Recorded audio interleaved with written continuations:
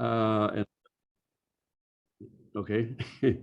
When we got our garden set up here, we were setting it up as a display garden for irises, and we would get visitors coming through the yard, and they would, at that point, all we had was the tall bearded iris, and people would come through the garden, and when they were leaving, we'd hear comments like, "Too bad they only last for 2 weeks a year." Well, yeah, it was, and I agree with them. So our job since then has been to have iris in bloom from sometime in April until it freezes in December. So we've done that. And we're trying to increase the quantity of plants that will carry on that long. The first thing we did to extend the bloom season was to find dwarf iris, which bloom a month earlier than tall beardeds. And when we see some of the pictures, there will be some beards in there that are pretty obvious which ones are the bearded iris and which ones aren't. So we'll get to that in due time.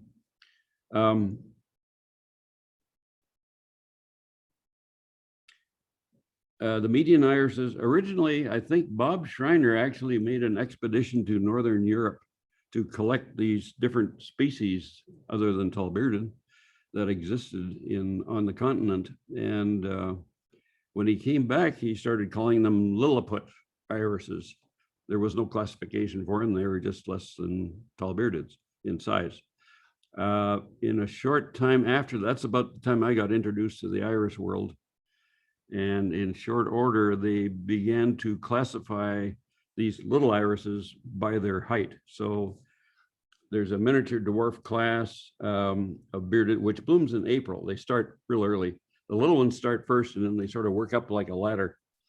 And they are under 8 inches in height by classification. When they're done blooming, actually, there's very little difference between the miniature dwarf and the standard dwarf, but the standard dwarf generally start early May, and they run in size from 8 to 16 inches.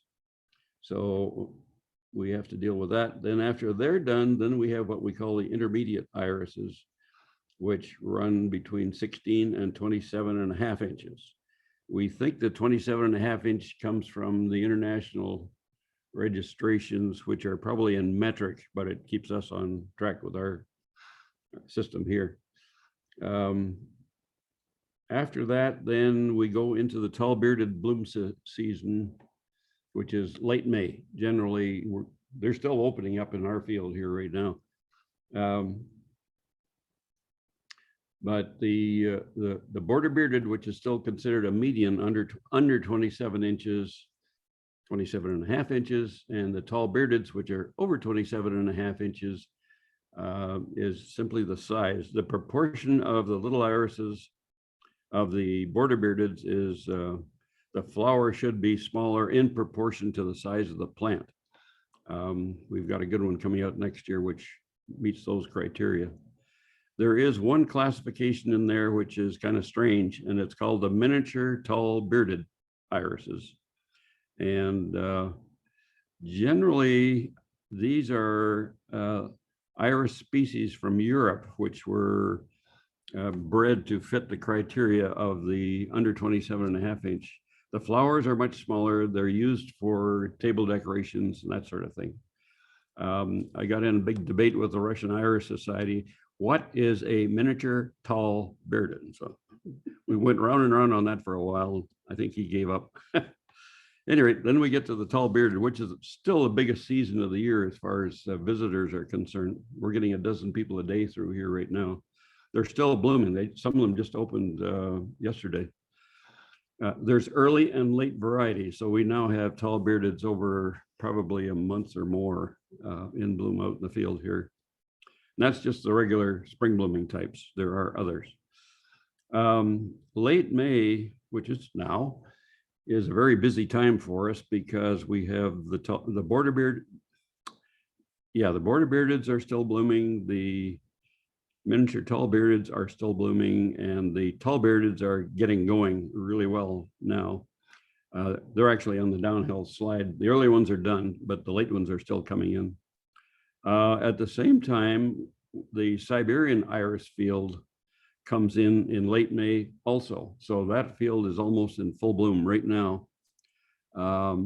There are weird things going on this year, which is probably mostly related to weather, but I can't figure out what's a consistent pattern on all these guys.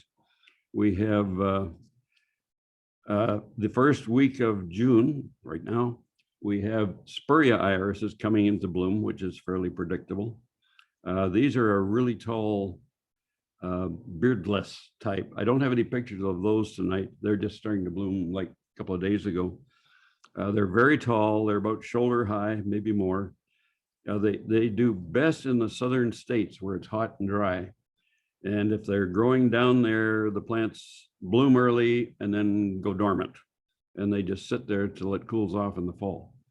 And we've learned that we can't transplant those guys successfully until it cools off for late shipments in September. As we get into the middle of June, actually, we've got a couple of Japanese iris blooming right now, but the bulk of them will not be blooming for another week or two. And then we have a huge show of Japanese iris for the rest of June. These plants have, they love acid soils, so they're very happy with us. They love spring water, which gets them up in size.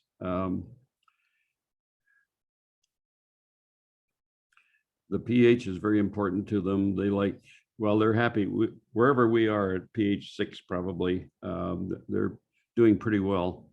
I've even put a little lime on them just to get rid of a particular weed that doesn't like it. So that's fine.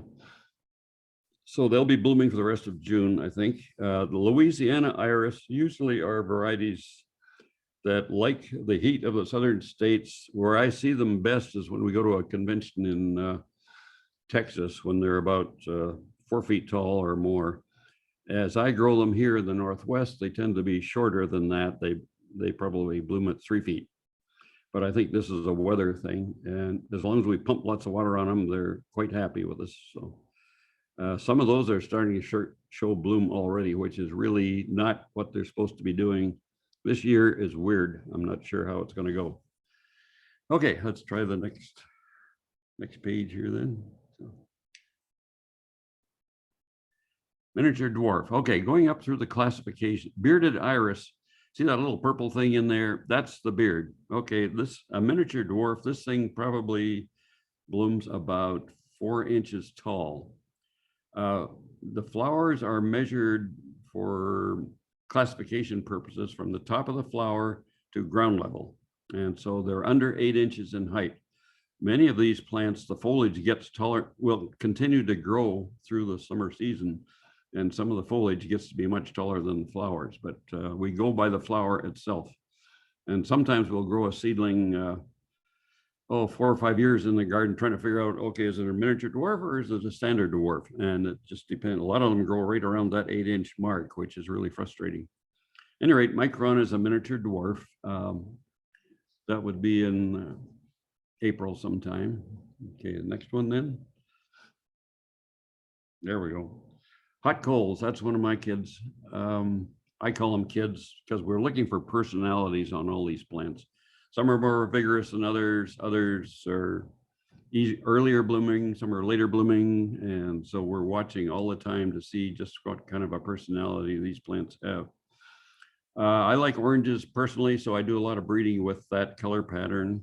I'm branching out a little bit, but that's what I'm working on.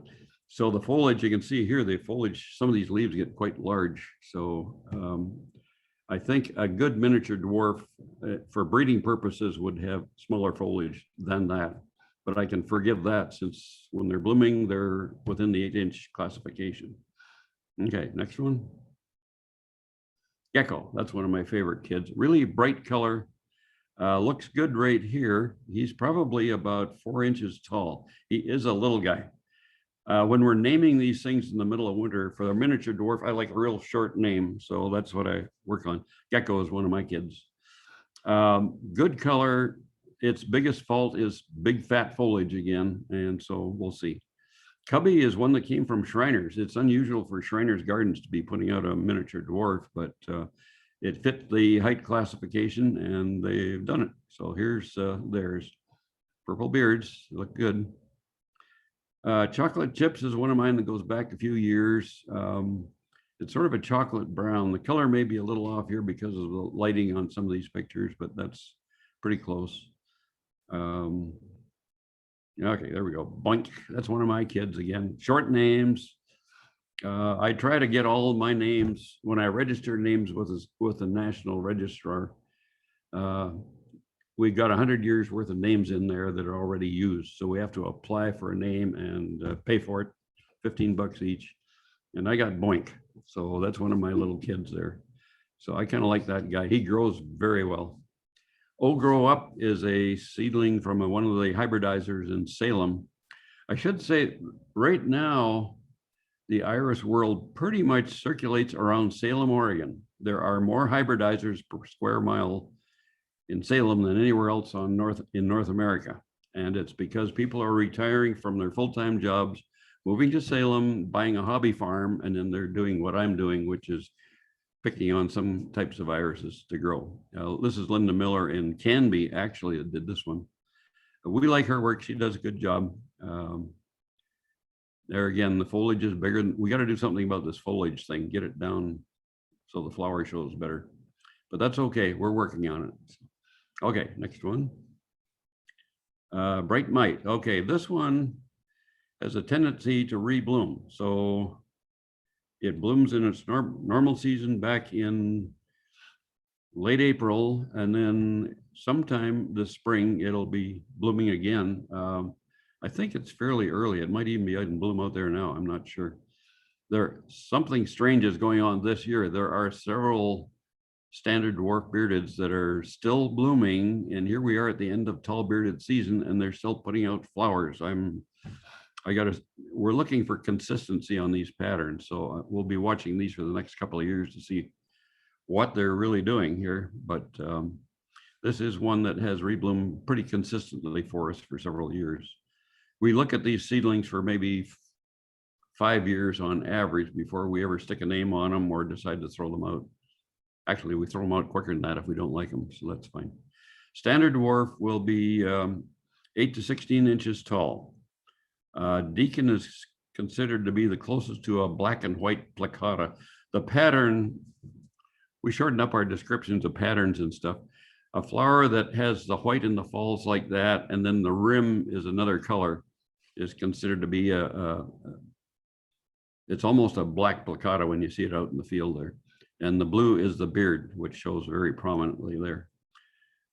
Deacon tends to be a slow increaser, and we watch these plants. Okay, how fast are they going to grow or increase, I guess is a proper word. And then Deacon tends to be very slow. So if we want to put it in the catalog, we got to have a lot of stock on hand to deal with the slow increase on this plant. Plant is very striking when you see it. Ditzy Blonde, that's our lady in Canby again. She does a really good job on naming very colorful names on her plants. And we all look at each other when spring registrations come out and we say, oh, how did they get that name? I could have had that one myself. But that's the way the game gets played here. Ditzy Blonde came out a couple of years ago. It's a very rapid, from the flowers, you can see there's lots of increase on those plants there. There's buds that are higher than that, but 8 to 16 inches is the height for this particular plant. Okay, next one. That's one of my kids, Happy Dance. This is an ad on television. I grabbed that one before somebody else got that name. So this was probably about 3 years ago or 4 years maybe. But it does a good job. There's my favorite color, oranges, different shades. It's quite a pleasant plant. Jeweler's Art is an older one, but it represents the reddest color we've got in irises. The primary colors of a wild iris are white and yellow and lavender. And when we get into these other colors, it's a result of line breeding to get away from the purples and into the reds. Reds is really hard to get. And I've been working on reds for 40 years and we're still not there. Okay, next one then. Peanut Butter and Honey is one of my kids. Incredible vigor. If you plant that thing in the ground, next spring you'll have a clump that maybe has 6 or 8 bloom stems on it. So it's outstanding for its performance as a bloomer. How's that sound? Any rate, they do a good job. It's fairly colorful. These plants, if we're going to put a name on something, it had better be unique from everything else that's on the market already. So we're always watching that. If we've got a nice flower and somebody else has already got a nice flower the same, too bad. We got to move on to the next generation then. So that's the game we're playing here. Next one. I like red beards, so orange beards are good. Sun cherub, I think I got a national award, 2 or 3 tiers of awards on that one, but no. Anyway, this guy's doing a pretty good job. If that's a 1-year our fields of medians are transplanted each year. So new ones are coming in, old ones are going out, and we have to re-alphabetize everything when we do that. So everything ends up on a tray somewhere for a while we line up our alphabet for the next year and decide which ones we're going to list. Sun cherub does a nice job. That was a 1-year clump. That's a lot of flowers on that thing. So we like these plants that can really perform for us. So next one.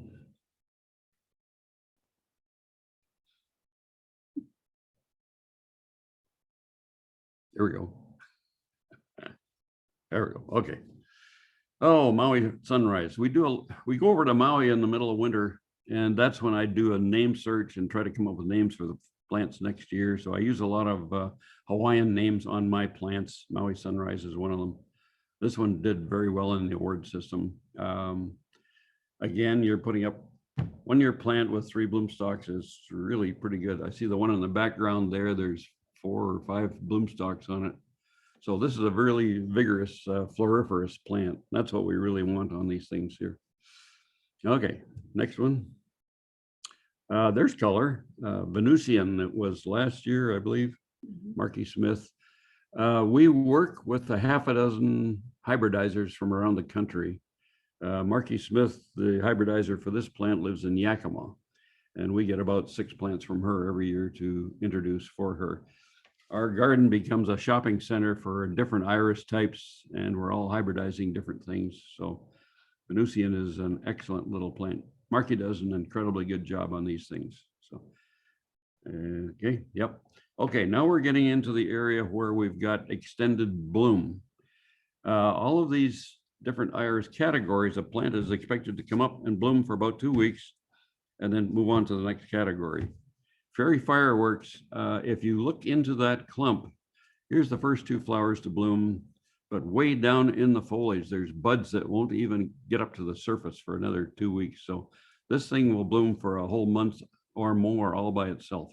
So a lot of the names I use are fireworks because these are plants that come up and bloom and can bloom and bloom some more. So they've got, instead of a 2-week bloom period, they've got a month and a half bloom period on them. So we're really happy with this guy, and I got to do more breeding with this to expand the color range in this particular plant characteristic. We're working on it. Okay, next one.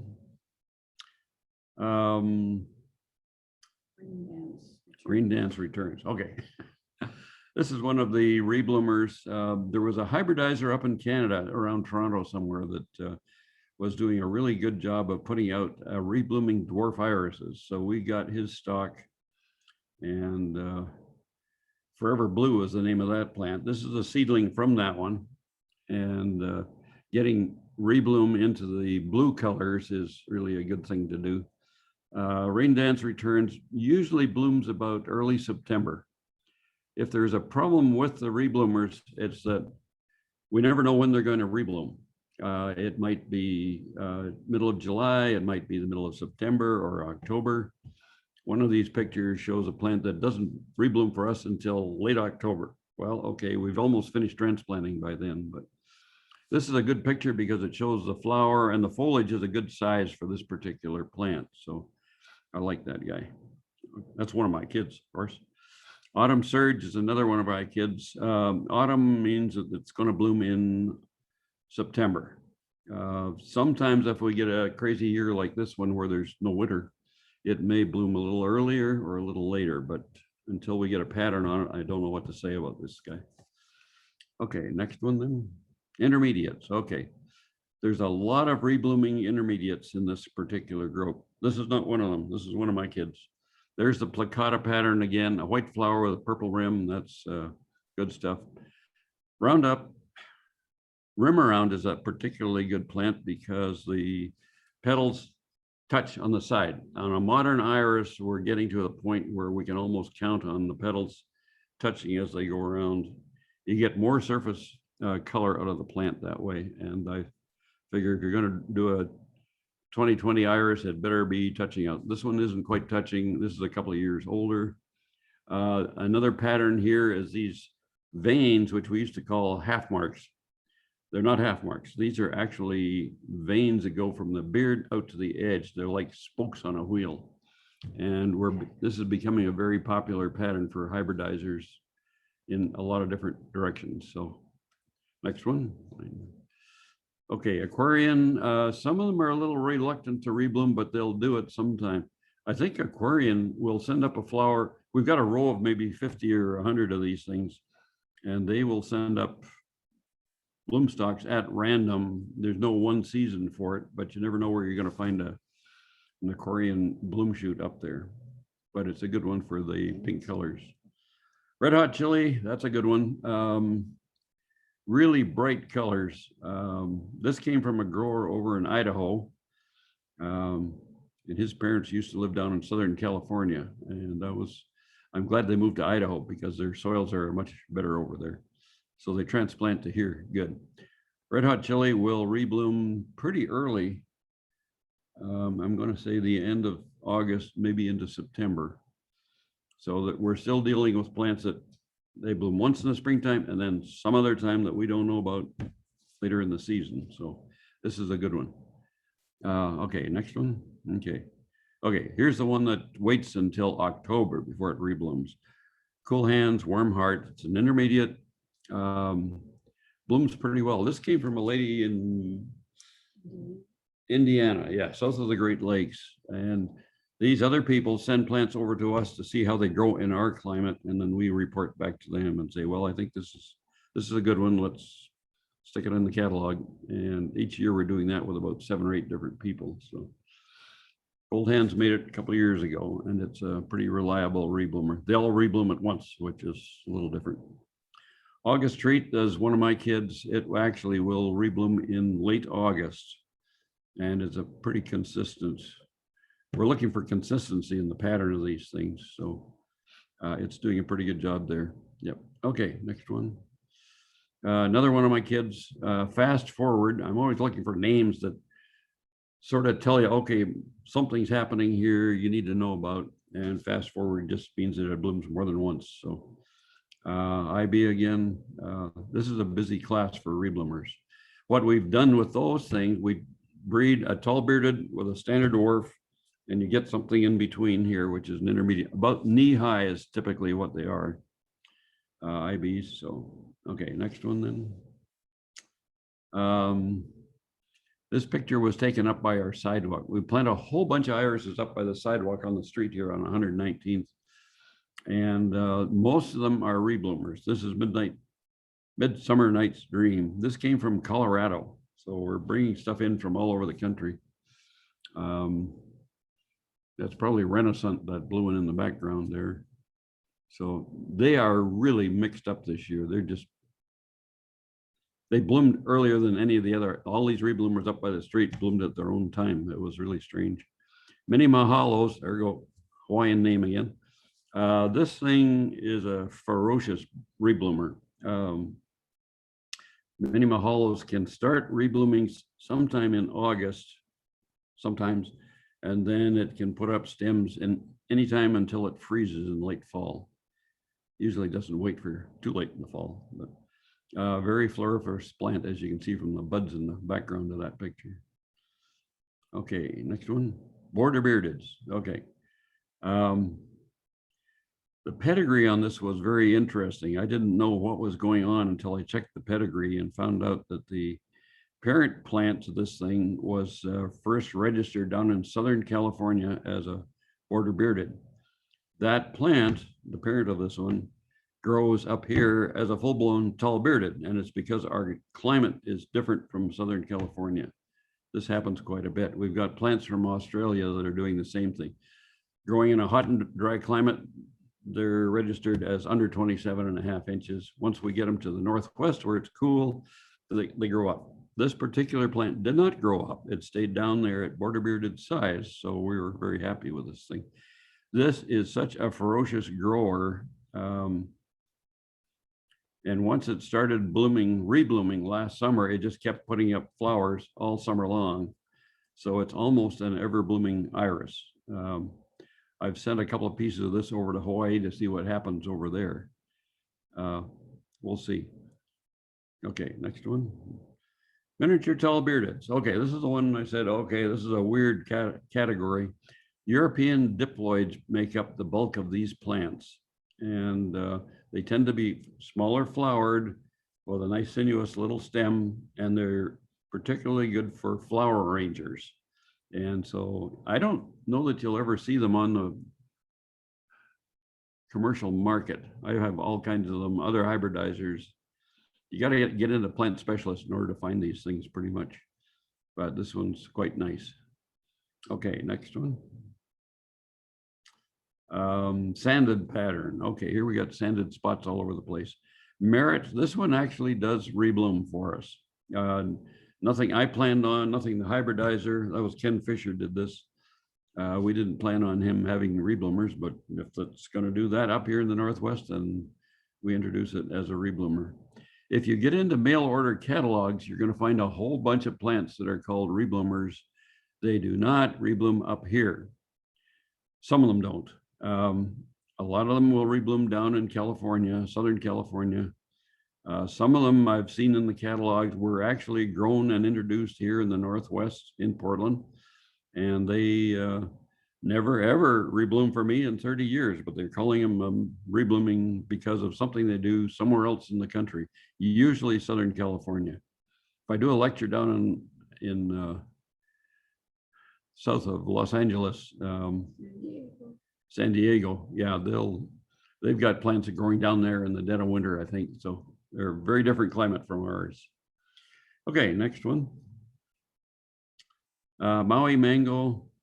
There's a long line of rebloomers in this particular plant. This is one of mine, Maui again. Yeah, Maui mango. It's actually a tetraploid. I guess I shouldn't even get into that in this program. If there's no veins showing on the falls, that tells me that it's probably a tetraploid, but that may not apply to a lot of others. At any rate, we like this plant. I haven't tried breeding on with this thing as an MTB. I could try that. Yeah, it does rebloom. Yep. Okay, tall bearded. This is what everybody calls an iris. Then this particular one, we plant alphabetically in the fields. I don't know that the program is going to come out alphabetical, but Amazing with Grace is right up near the front of the field. It does rebloom very reliably for us. It comes from Pennsylvania or somewhere in the eastern states in the New England area. So we're getting plants in from all over the country that can do this if they feel like it. This one does rebloom here. And we have a section on our website that says rebloom irises, and we go down all the plants that rebloom for us in our garden in Clark County here. Okay, that's Amazing with Grace. And okay, this one again and again came from Pennsylvania. I consider this one of the best rebloomers. What's a best? Okay, we're talking about flower form. We're talking about proportion, reliability. This thing usually starts reblooming about the 1st of July. And if anything, I'd say what this plant needs is brighter colors. It's got white standards on there and yellow falls. And I'm trying to figure out what can I cross with this thing that will give me brighter whites or brighter yellows and a plant that will continue blooming all summer. Again and again, once you get it into a big clump, it'll send out flowers. I think we still had them out in the field in November last fall. We almost had no winter last winter, and we had buds up along the sidewalk out there until somewhere in December when we got 25 degrees. And that knocked out the bloom shoots. They can take 28 degrees and keep on growing. So, okay, next one. Again, this is one of the placata patterns. The edges of the petals are all white. The flowers are all white. The edges of the petals are all sort of a blue lavender. And this thing will bloom for us, I think in September primarily. A lot of them will pick a month or something like that. Still doesn't look like a lot of color out in the field when you got 4 acres of these things trying to bloom. Okay, next one. Like Grant. There we go. Okay, Renaissance. That's probably our best blue rebloomer right now. This picture was taken up by the sidewalk, and you can see there's buds all over the place up here.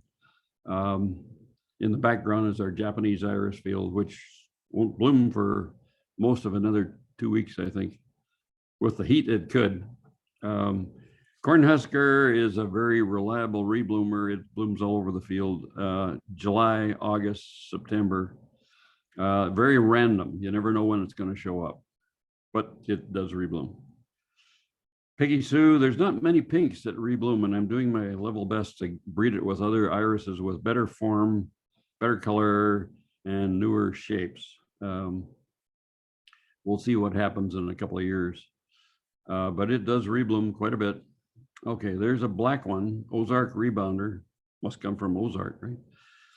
Rebounder, and it does pretty well. One year I was going through a bunch of us were going through the garden with Bob Schreiner, and he says, you know, if you want to get a really black iris, you cross a yellow with a black. It took me 2 or 3 years to think that one through and figure out what he was talking about, but it's like an accumulation of all the colors that are in that plant. The yellows, the violets, and the whites. Whites got buried somewhere. But at any rate, and the accumulation of the yellows and the purples will give you a dark flower. Whether you want to call it black or just a mixture is up to you. But Ozark Rebounder reblooms pretty well for us in the fall. Okay, these are a species. Argentea is the one with white and green. Zebra is a species with yellow and green. These are predominantly species that come from Italy. They're wild. They have incredible fragrance, and we grow them like this so that when the wind's blowing in the right direction, you get fragrance through the whole tall-bearded field. That's fine. The Italians, when we score for Italians in international competitions over there, they insert an extra 4 or 5 points for fragrance on their scale of up down to 100. And I think it's because of plants like this that grow in Italy. When we were over there, I had a cold, so Barbara had to do the point scoring for fragrance on these guys when we were doing their job. So they sell well. They're very popular. Siberian iris. Okay, we're still in the same late May schedule here. Burgundy firework. There's my fireworks name again. That's one of my kids. It's probably a 3rd generation of Siberians that will bloom when they're not supposed to bloom. And finally, we got a really nice one here. The flower form itself is exceptional. If you look at the clump picture, you'll see that there's buds like 3 or 4 inches off the ground and then all the way up through the stem there. This thing is just going to explode with color. And this plant will continue putting out flowers all summer, and it'll stop when we get to the end of August. So we're really happy with this. We're virtually sold out on this thing this year. It got really popular after its behavior last year. So anyway, we're stocking up. A couple more. These are the ones that will do this all summer long type. Most people have never heard of this in Siberians, and I'm not sure that there's many out there. One of the fellows in Michigan is breeding for this extended bloom, everbloom type characteristic. So we exchange plants and stuff for breeding purposes. Cream of the crop came out last year, I think it was. At any rate, it will bloom until the end of August. We can't figure out why they stop then. The days are getting shorter. The heat is over from early August, and it should be cooling off a little bit. but they just decide they've had enough and they stop. In my terminology, I'd say if they were mulched and growing cool, they might continue growing into the fall, but we haven't found the trick that's going to get them to do that yet. Okay, next one. Okay, moonstone. Moonstone marble, I think is what it really is, but that's okay. This is another one of these Siberians that will bloom and bloom and bloom. And it goes until the end of August again, and then it stops. So if you want to get a good iris, I think this is the one we have the most stock of this year, but we have a lot of plants out there. So this does very well. Okay, then we get into reblooming irises, not reblooming, variegated irises. This showed up by accident. I did not plan this. My theory is that when we transplanted these the last time, we put down weed retardant in the ground as soon as we finished planting them, and then we water it all in all at once. The retardants sometimes will encourage variegated plants. I've got variegated thistles, clover, other weeds out in the yard that if they germinate at the right time, they become variegated. And I think that's what happened with this particular site. The parent plant is Concord Crush, which I put on here because the flower matches. So this plant was a seedling derivative from Concord Crush. We don't have a name for this yet. We're hoping to have enough for the next national convention when it arrives in Portland in a couple of years. I've got a piece of it in a flasking lab up in Olympia who will clone the thing for me if I can get pieces to them in good shape. So we're working on that aspect. I haven't tried that before either. But for us hybridizers,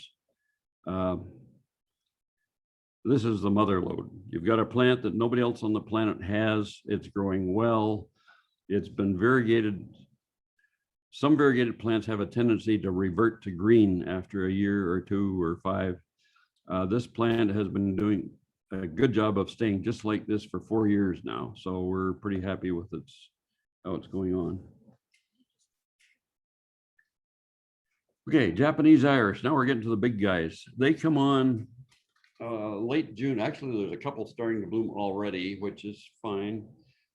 Chad Harris up on Highway 14 has come up with a couple of Japanese iris that are really early, and one of them is called Coho. We have it in bloom here. He probably has it in bloom up at his place too. Midnight fireworks. Here goes the fireworks thing again. It took us about 5 years to realize what this plant was doing. We would grow it out in the backfield and just ignore it. We didn't feed it fertilizer. We didn't water it. We didn't do anything to it, and it continued blooming into summer. So finally, we lined it out somewhere with steer manure compost and watered it. And we discovered that this thing was going to bloom all summer, which it did. And it does not like heat because the flowers sort of wilt as soon as the 90-degree temperatures start showing up. But as it went further into the fall, temperatures cooled off, it just continued putting up bloom shoots. So this is probably our all-star performer so far.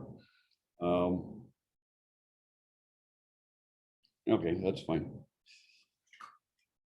Hybridizing. I get to talk about this a little bit. Yeah, okay, there's a good shot there. When we're out in the field, we're looking for pollen. That's a good image of the pollen that's on the flower. That's a standard dwarf, but the pollen's there. And the pollen has to be dry. So a dewy morning is not when you want to go out and try to make crosses. A rainy morning certainly isn't. So this pollen looks like there's white powder on that. That's what you want. I can actually store that in an envelope to use at some other times, and I do that. I carry envelopes all the time. Next one. Okay, there's the pollen taken off the flower, and then I can go stick that on another flower somewhere. Yeah, there they've been separated. There's a lip on there, just the end of my finger, which if it gets hot like today, the lip will dry up and it won't take a pod, and we don't like that.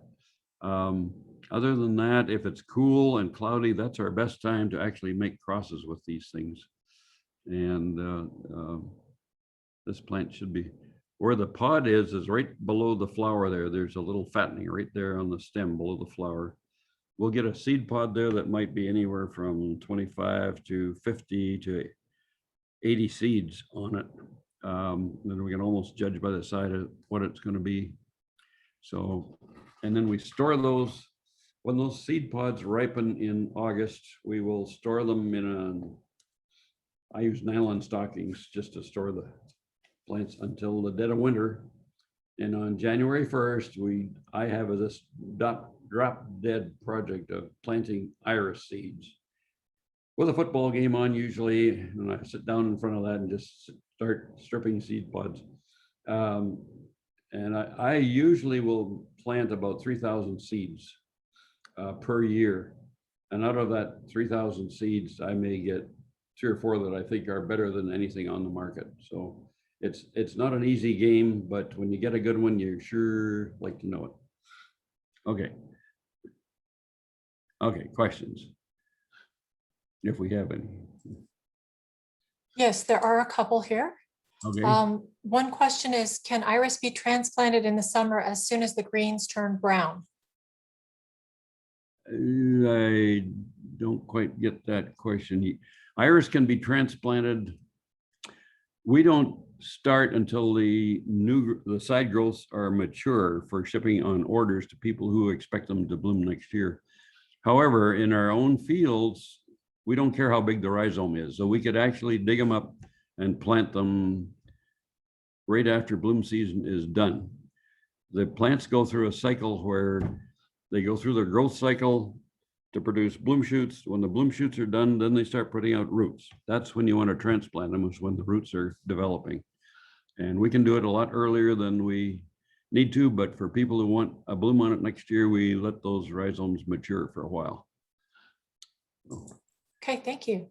There's another question that says, I'm interested in what to do with a clump that has stopped blooming. Well, it's either, if it's growing under a fruit tree like mine, where they will stop blooming because they're not getting enough light. Usually it's a light issue.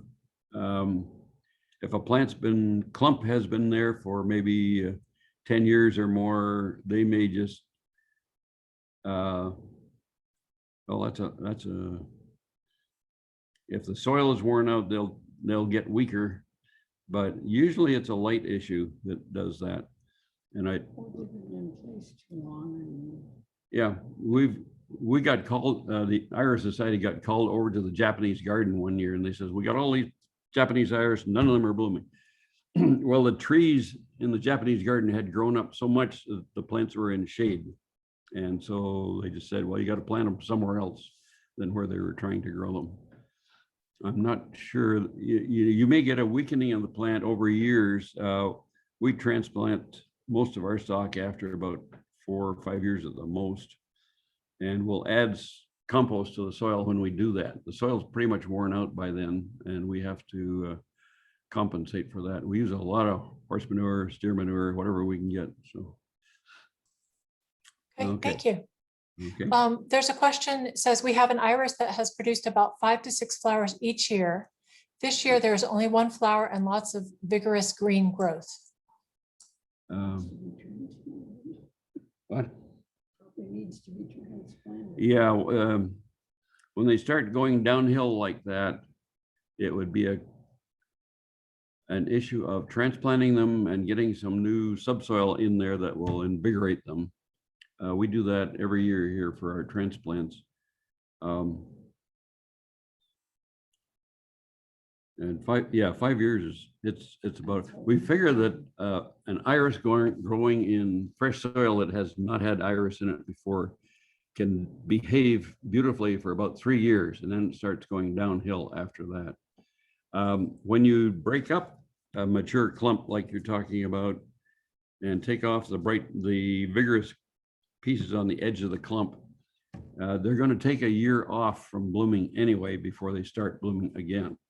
So that's pretty normal. We hear that a lot. So, but usually it's a light level, and if not, then it needs some fresh soil too. If they're only getting 1 bloom, that sounds like they need fresh soil in there, or fertilizer, I guess. Speaking of fertilizer, there is a question about what you use for fertilizer. Springtime, we're coming out of winter. We've had a lot of rain and the nitrogen is leached out. So I work on the theory that we need lawn fertilizer or something like that as a spring application just to keep the foliage going. Once we get past spring, then we go to a 20-20-20 or something like that. And that deals with the transplants in the field. They want them to grow them good roots when they get moved and get set up for the next year. So we do high nitrogen in the springtime, less nitrogen in the fall. Basically, that's it. We use a lot of steer manure because we've tried cover crops and things. They just don't do enough good to get the job done. So if I bring in truckloads of steer manure, it's going wherever we're going to plant. That's where the steer manure goes. We till it in. I've got this big tractor here, and it works really well. But the plants respond very well to that. So. Okay. Where do Pacific Coast iris fit into the iris market? Very little. Pacific Coast iris, and their culture is very similar to spurias. They grow in climates which have heavy winter rains, and then they go dry in the summertime. So the Pacific Coast iris have this tendency to bloom early. They sit there green all summer, but they're dormant. Don't mess with a dormant iris or it'll die. What happens is we usually wait until the fall rains return if we're going to transplant one. That could be late October or even into November. And the soil is cooling off. The rains are returning as they would normally see in nature. And that's when they're at their best to transplant. So you can transplant in winter if you want to. Okay. Does the bulb need to be exposed or buried? Bearded iris, your bulb, well, when we plant them, the soil is loose and fluffy and stuff, and we just stick them in the ground. And with the winter rains, it packs the soil down so that the rhizome will end up right on the surface. And the plants, the iris, bearded iris, are really shallow rooted. So we can just use these little shovels to dig them out for orders and stuff. Works out really well. Beardless, that's a whole different story. Japanese iris, there's a couple of different patterns going on there. They can stay in one spot for 3 or 4 years. There's no bulb, so you're just planting the root or the plant in the ground. The idea with them is to set them down in the ground about 3 or 4 inches deeper than they were when you dug them up. They tend to grow new roots on top of the old roots, so they're growing up to the surface. And your first indication that you've got a problem is that the Japanese will start blooming short. And that's usually a clue that, okay, the roots are near the surface, they need a little help there. So you dig them up, plant them deep, and throw in some steer. They love steer manure, so go ahead and pile it on, mulch or in the soil, and that's just fine. So what else have we got? We got Siberian, no bulbs there. They're pretty good, just being planted at the same level that they were before, which is their roots are right at ground level, but they tend to get a good root ball down deeper in the soil. They don't need transplanting as much.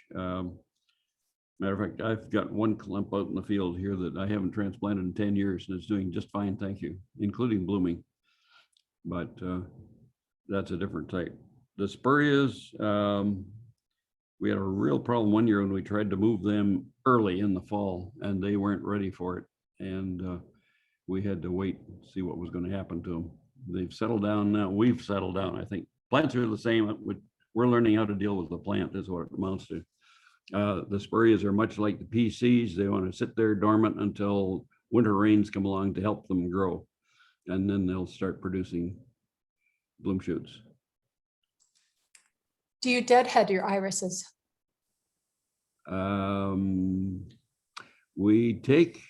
I send the crew through to remove all buds, all flower buds, specifically so we don't get any rogue plants developing in the field. Other than that, we don't have time. There's too many. There's just truckloads of bloom stems out here. We should, I know it's tidier if you can take them all out. But our main reason is to prevent any stray plants. Bumblebees make lousy hybridizers. They're out there all summer long. Right now, they're out there doing something, I'm sure, on my field. But they will carry pollen from one flower to another. And next year, you'll find out you got a different, it'll take 2 years for those seedlings to mature in the ground. And then all of a sudden, you've got not only a purple, but you got a yellow and a blue and a green and whatever else is out there. That happens a lot. We get calls every year on what happened to my flower. I planted a purple one and now it's yellow, that kind of stuff. And it's because the bumblebees are doing a better job of hybridizing than I am. So. And are there particular pollinators that are attracted to iris? Sure is. The bearded iris, it's almost always bumblebees.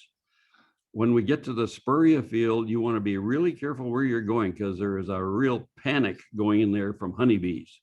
They love them. They're just coming into bloom now. I haven't even been over there to look at them, but they just go nuts in there. I don't know what it is, but they get around the base of the flower stem and there could be 20, 30 bumblebees on one flower stem and they're just buzzing like crazy. I don't know. Seems to me the pollen should be on the inside and they're all on the outside, but somehow they are really attracted to those. Siberian iris, I think, are pollinated by flower thrips.